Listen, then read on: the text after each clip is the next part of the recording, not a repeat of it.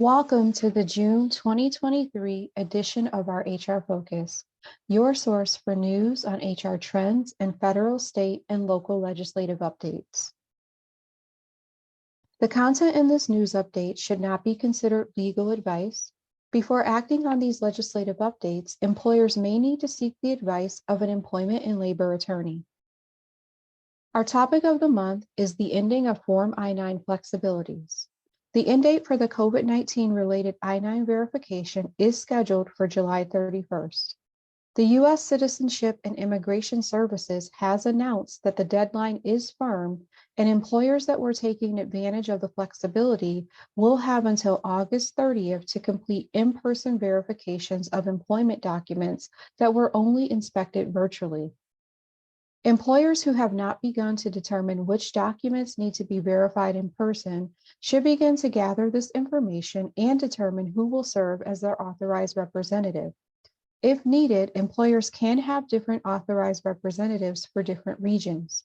However, given that employers are liable for any violations in connection with the form or the verification process, it is a best practice to choose someone who can pay attention to details and that has been properly trained on exactly how the verification must be completed.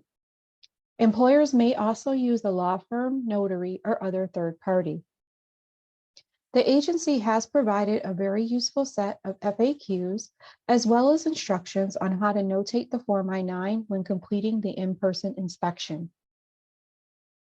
Other federal legislative updates include the Federal Pregnant Workers Fairness Act, which takes effect on June 27th and requires employers with 15 or more employees to make reasonable accommodations for limitations due to pregnancy, childbirth, or related medical conditions. The PWFA prohibits a covered employer from, among other things, requiring a qualified employee to accept an accommodation that has not been reached through the interactive process. Under the PWFA, both reasonable accommodation and interactive process are defined in the same way as under the Americans with Disabilities Act. On April 25th, the EEOC, DOJ, CPFB, and the FTC issued a joint statement pledging to enforce federal laws that promote responsible innovation in the context of automated decision-making and artificial intelligence systems, which are increasingly being used by public and private organizations to make employment-related decisions. The joint statement summarizes each department and agency's work on AI and discrimination to date, and flags their concerns regarding potential discrimination arising from data sets that train AI systems. The joint statement notes that existing legal authorities apply to the use of AI tools just as they do to other conduct. However, it does not itself impose any new legal obligations on companies, but rather helps to clarify the priorities of multiple agencies. On April 25th, the Office of Federal Contract Compliance Programs approved the use of a revised voluntary self-identification of disability form. The recently released form includes updated language and examples of disabilities. Federal contractors and subcontractors have until July 25th to implement use of the new form. Covered contractors must use this form in order to comply with OFCCP affirmative action requirements. On May 1st, the National Labor Relations Board issued a decision in Lyon Elastomers LLC that changes the standard relating to discipline or discharge of workers who cross the line with offensive or abusive conduct while engaging in activity that may be protected by the National Labor Relations Act. In its decision, the NLRB held that various setting-specific standards must be applied to determine whether a relevant disciplinary action is a violation of the NLRA. Such conduct should be evaluated under a four-factor test and includes the place of the discussion, the subject matter of the discussion, the nature of the employee's outburst, and whether the outburst was in any way provoked by an employer's unfair labor practice. The U.S. Department of Labor has released a new version of the FMLA poster. The update is not considered mandatory, and employers may choose to provide the latest version of the poster. Alternatively, both the April 2016 and February 2013 versions are still compliant. Employers can verify the version of their poster by looking at the month and year in the bottom right corner of the posting. As a reminder, the FMLA notice must be posted in a prominent place where it can easily be seen by employees and applicants. The USDOL has also updated its employee rights under the FLSA poster to reflect recent amendments that expands the law's breastfeeding and lactation accommodation requirements. Previous versions of the poster no longer fulfill the posting requirement and should be replaced. Employers may download and post the new version of the poster in a prominent location in all their establishments where employees can easily read it. Employers with remote workforces may provide the posting electronically if certain conditions are met.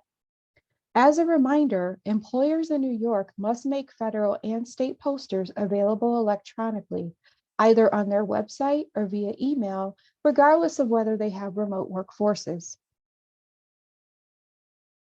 On May 2nd, the U.S. Department of Transportation published a final rule amending its regulated industry drug testing program to allow for oral fluid testing. The DOT's new final rule gives employers the option of using a urine or oral fluid test and requires employers to use oral fluid testing for transgender or non-binary individuals when direct observation is required, but a same-gender technician cannot be found. The new rule became effective on June 1st, but employers will have to wait to implement oral fluid testing until the U.S. Department of Health and Human Services certifies 2 laboratories capable of processing the test. At the time of this post, no laboratories had yet been certified. On April 10th, President Biden ended the COVID-19 national emergency weeks earlier than expected. But the premature ending will not shift deadlines for special enrollments in health plans and COBRA relief, under which employees were allowed extra time to pay their COBRA premiums or to decide whether they wanted to enroll in coverage. These deadlines were to end 60 days after the end of the national emergency, but as spelled out in the administration's guidance for March, these extended deadlines will still end on July 10th versus June 9th. The Equal Employment Opportunity Commission issued several updates to its COVID-19 technical assistance, including adding a new question and answer about the end of the federal declaration of the COVID-19 public health emergency.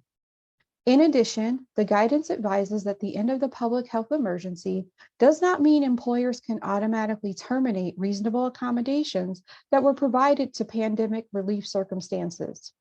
And the updates include tips about remaining alert for COVID-19 related harassment of applicants or employees with a disability related need to continue wearing a face mask or to take other COVID-19 precautions at work. On May 16th, the IRS announced annual HSA contribution limits for 2024. The annual limit on HSA contributions for self-only coverage will increase to $4,150. And for family coverage, the contribution limit increases to $8,300. Participants age 55 and older can still contribute an extra $1,000 annually to their HSAs. The EEOC released a technical assistance document related to AI in Title VII. The scope of this document is limited to the assessment of whether an employer's selection procedure decisions, such as hiring, promotion, and firing, have a disproportionately large negative effect on the basis that is protected by Title VII. This document also builds on previous EEOC releases of technical assistance on AI and the Americans with Disabilities Act. On May 18th, the Wage and Hour Division of the U.S. Department of Labor published a field assistance bulletin regarding enforcement of protection for employees to pump breast milk at work. This bulletin is intended to provide enforcement support and public guidance regarding the application and requirements of the PUMP Act, which became effective on December 29th of 2022. Under the Fair Labor Standards Act, as amended by the PUMP Act, nearly all FLSA covered employees have the right to reasonable break time and a private space while at work to express breast milk for a nursing child for up to 1 year after the child's birth. The law also requires employers to follow FLSA posting requirements, which includes information on employees' rights under this law. In a recent opinion letter on FMLA, the U.S. Department of Labor Wage and Hour Division explains that if an employee works part of the week in which a holiday falls, the holiday does not reduce the amount of the employee's FMLA leave entitlement unless the employee was required to report to work on the holiday. When a holiday happens to fall during a week in which the employee is taking a full week of FMLA leave, the entire week is then counted as FMLA leave. In other news, the NLRB General Counsel is at it again.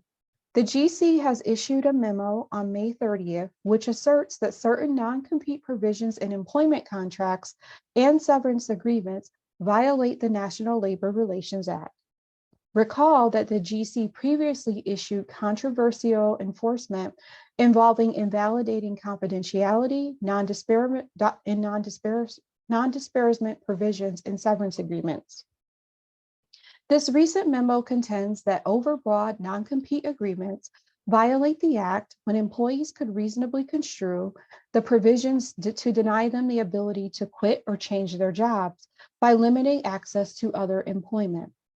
While the GC memos are not binding law, they do outline theories that the GC will prosecute. This memo is also indicative of a growing trend of federal initiatives to restrict non-compete agreements nationwide, and many states have also begun to pass similar legislation.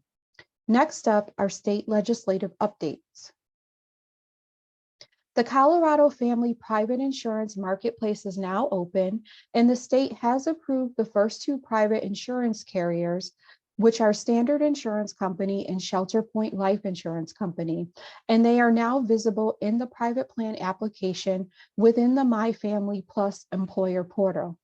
Employers can expect more private options to be added and can learn about everything they need to know with getting approved for use of a private plan or self-insured plan in the Employer's Guide to Private Plans on the Colorado Family website.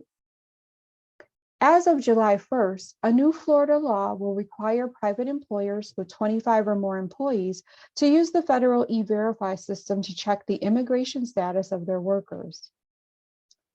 This also permits Florida to conduct random audits of employers who are suspected of hiring undocumented workers, and employers that fail to use the E-Verify system 3 times in a 24-month period will face a fine of $1,000 per day until it provides proof of compliance. The penalty provisions do not take effect until 2024. Effective July 1st, Georgia's voting leave law is amended to require time off to vote in person on a day designated for early voting in addition to Election Day, and removes the provision that waives voting leave requirements for employees who begin work more than 2 hours after the polls open or leave more than 2 hours before the polls close. Illinois law requires employers to reimburse employees for necessary expenses incurred in connection with their employment, which are to the primary benefit of the employer. The state has recently amended its law to establish a new 5-factor test for assessing whether an employer must reimburse expenses. The amendments are intended to add more clarity on the issue with no single factor being determinative. The 5 factors include whether the employee has any expectation of reimbursement, whether the expense is required or necessary to perform the employee's job duties, whether the employer is receiving a value that it would otherwise need to pay for, how long the employer is receiving the benefit, and whether the expense is required of the job. The amended regulations also impose new record-keeping requirements on employers, and businesses with Illinois-based employees need to consider reviewing their expense reimbursement policies and practices to ensure they comply with the recent amendments that went into effect on April 14th of 2023. Minnesota's Omnibus Jobs Bill prohibits all non-compete agreements with an employee or independent contractor working for the employer, regardless of the person's income. Notably, the bill's definition of a covenant not to compete does not include non-disclosure, confidentiality, trade secret, or non-solicitation agreements. Courts may award attorney's fees to individuals required to enforce rights under the law. The ban is set to take effect on July 1st, but it is not retroactive, meaning that any agreements that were entered into prior to this date will remain enforceable under state law. The Minnesota Omnibus Jobs Bill also broadens protections for lactating employees and increases pregnancy accommodation rates. These changes in the law will also become effective on July 1st.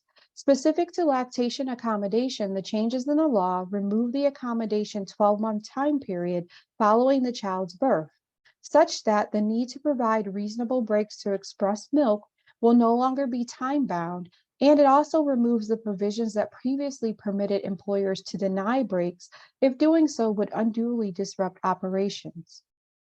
Regarding pregnancy accommodations, the change includes specific modifications that must be made as a reasonable accommodation and expands job reinstatement rights in addition to a notice requirement, which requires employers to notify employees of their rights under the law. On Tuesday, May 16th, the Minnesota legislature also passed a statewide paid sick and safe time mandate, which will entitle covered employees, including part-time and temporary employees, performing work for their employer in Minnesota for at least 80 hours in a year to earn up to 48 hours of paid leave for a variety of purposes per year. The new law takes effect on January 1st of 2024, but it will not preempt local paid sick leave ordinances. For additional details on this leave, current HR Works clients may contact their HR Works consultant. As of June 1st, working papers for minors in New Jersey have gone digital. Minors, their caregivers, and employers all fill out their prospective parts of the streamlined online application instead of using the old paper form. New York's minimum hourly wage will increase by $2 to $17 per hour by 2026 downstate, including New York City, Long Island, and Westchester County. It would hit $17 per hour by 2027 in the rest of the state. Starting on January 1st of 2027, the state minimum wage rates will be set annually by the New York State Department of Labor and will be published no later than October 1st of each year. The law provides that the amount set by the wage order will increase in the same proportion as the applicable minimum wage increases. The salary basis threshold has historically been set at 75 times the hourly minimum wage rate per week. If that holds true, the salary basis threshold for the executive and administrative exemptions will also increase. The state of Washington will prohibit employers from making hiring decisions based on off-duty use of cannabis or positive pre-employment drug tests that finds that an applicant had non-psychoactive cannabis metabolites either in their hair, blood, urine, or other bodily fluids. The new law takes effect on January 1st of 2024. The law further states that it does not prohibit employers from maintaining a drug and alcohol-free workplace, and it also does not affect any other rights or obligations of an employer required under federal law or state regulation. Employers may still drug test for marijuana other than in pre-employment, such as post-accident or based on a reasonable suspicion. Additionally, employers may still test for other drugs as well as alcohol. Next up is a local legislative update for NYC. Effective November 22nd of 2023, with limited exceptions, New York City employers with 4 or more employees will be prohibited from discriminating against individuals based on height or weight in employment, housing, and public accommodations.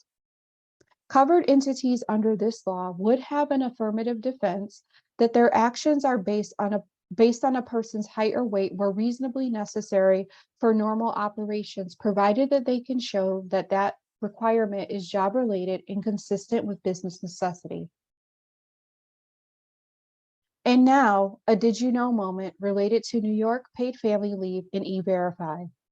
Did you know that as of January 2023, the list of family members for whom eligible workers can take PFL to care for includes siblings with a serious health condition? This includes biological, adopted, step, and half siblings. The siblings can live outside of New York State or even outside of the country. Employers and employees should check with their PFL insurer to learn when sibling care goes into effect for their policy. For employees who work for self-insured employers, coverage began on January 1st of this year. For fully insured employers, sibling care coverage may be based on your policy renewal date. Did you also know that E-Verify does not replace the legal requirement to complete and retain Form I-9? E-Verify verifies the employment authorization of new hires based on the information they provide on Form I-9. For at least 3 years, employers must retain a copy of the documentation as well as any official verification generated. Each employer that is required to use the E-Verify system must also certify compliance of its first return when making contributions to or reimbursing the state's unemployment compensation or reemployment assistance systems. Further, as many state laws continue a growing trend to mandate the use of E-Verify, multi-state employers should be mindful that if they become subject to use of E-Verify based on a state-specific law, they may wish to consider verifying all new hires using the system, even for those who are not in a state that mandates the use of the system. As federal E-Verify guidance states that employers may not use E-Verify selectively. Rather, they are required to use the system to verify all new hires regardless of whether they are a U.S. citizen. It is recommended that employers who want to take a selective approach based on state law seek the guidance of their legal counsel on best practices. Need more information on the content in this edition? HR Works is here to help. Current HR Works clients may contact the virtual helpline or their HR Works consultant for additional information on any of these legislative updates and next steps. Non-HR Works clients may contact us for HR solutions by calling toll-free at 1-877-219-9062 or by visiting our website. Before we close out this edition, we wanted to let you know that HR Works will be hosting a free webinar on June 28th on LGBTQ+ rights in the workplace. This 1.5-hour webinar will review the history of protections afforded to LGBTQ+ employees and review changes in federal state mandated protections and what these mean for the employer, as well as best practices in maintaining compliance. SHRM and/or HRCI credits will also be available for live attendees of the session. We hope that you can join us. And with that, we would like to thank you for watching this edition of the HR Focus.